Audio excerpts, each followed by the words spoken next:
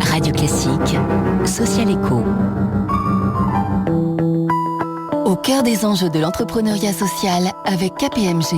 Social Éco en partenariat avec le quotidien de la Croix. Bonjour Christine Quentin. Bonjour Eric, bonjour à tous. Christine, vous nous faites ce matin entrer dans les coulisses du commerce équitable avec Djambikiwa, une communauté de femmes qui produit certaines des tisanes vendues en France par la marque Etikable. Oui, les infusions tonifiantes, apaisantes et relaxantes Etikable que l'on trouve dans les 4000 points de vente qui distribuent ces produits en France.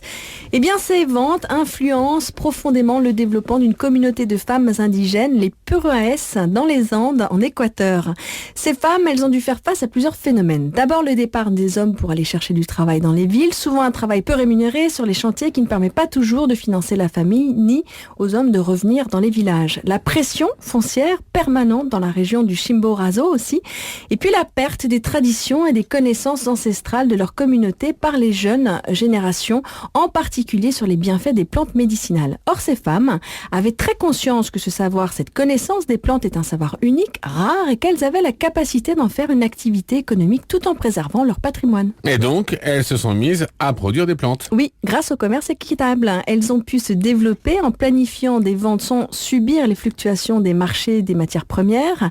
Elles ont pu valoriser leur pratique de l'agriculture biologique sans dépendance aux pesticides ou aux engrais extérieurs, et petit à petit, elles ont développé une activité autour d'une 60aine de plantes. Concrètement, elles se sont organisées en coopérative il y a 15 ans, la coopérative Djambikiwa, qui veut dire herbe médicinale en quechua, pour assurer la production des plantes, mais aussi leur certification, Max Havelaar et autres labels internationaux.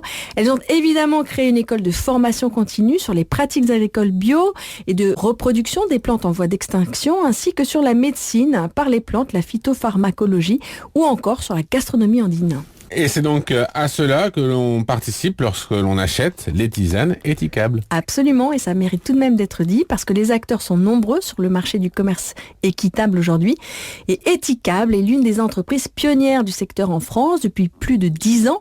Avec 14 500 000 euros de chiffre d'affaires, la coopérative couvre 12% du marché équitable en grande et moyenne surface en France, avec du café, du thé, donc des tisanes, du cacao et un ensemble de produits dont la vente permet effectivement le développement bien réel de communautés plutôt valeureuses comme celle des femmes de Djambikiwa en Équateur.